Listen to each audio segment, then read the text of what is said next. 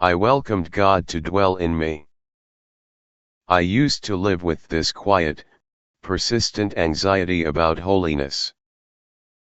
I believed in Jesus, I truly did, but the idea of actually being holy felt like an uphill battle I was constantly losing.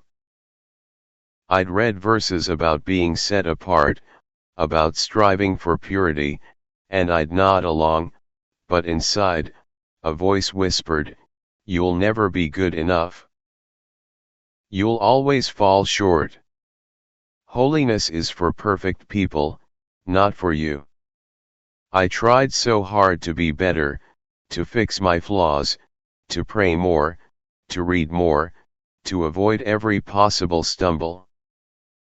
It was exhausting, and honestly, demoralizing.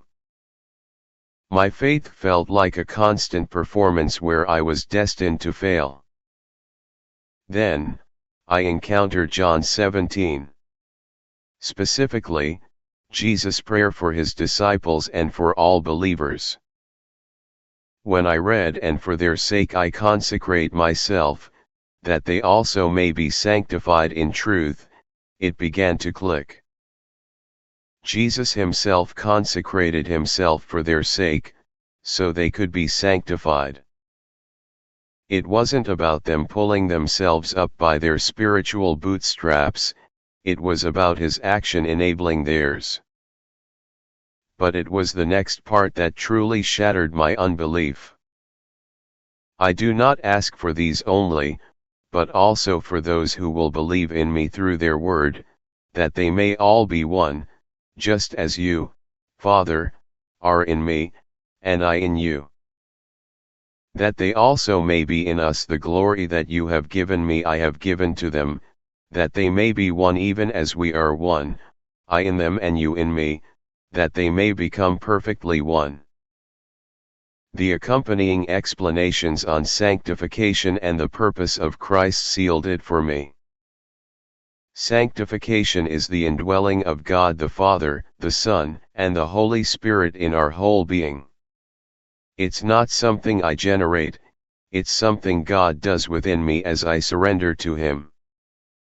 And the purpose of Christ giving Himself was so that we might become His one body, holy, clean, without blemish or stain. This wasn't a suggestion or a hope, it was His intention. The sheer power of it hit me. I'm not called to make myself holy. I am called to be holy because I am united with Christ, and through that union, God Himself is at work in my spirit, soul, and body. It's a divine operation, not a human one.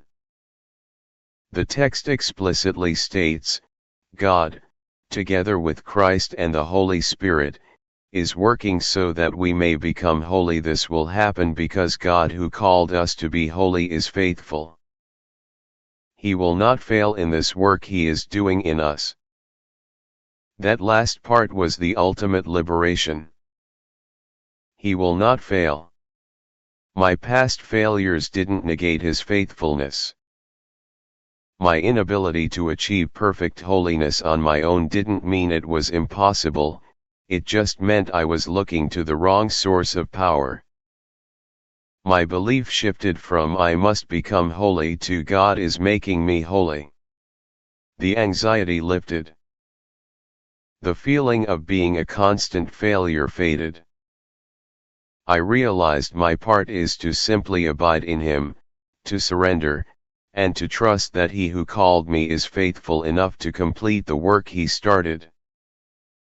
And in that, I found a peace I never thought possible.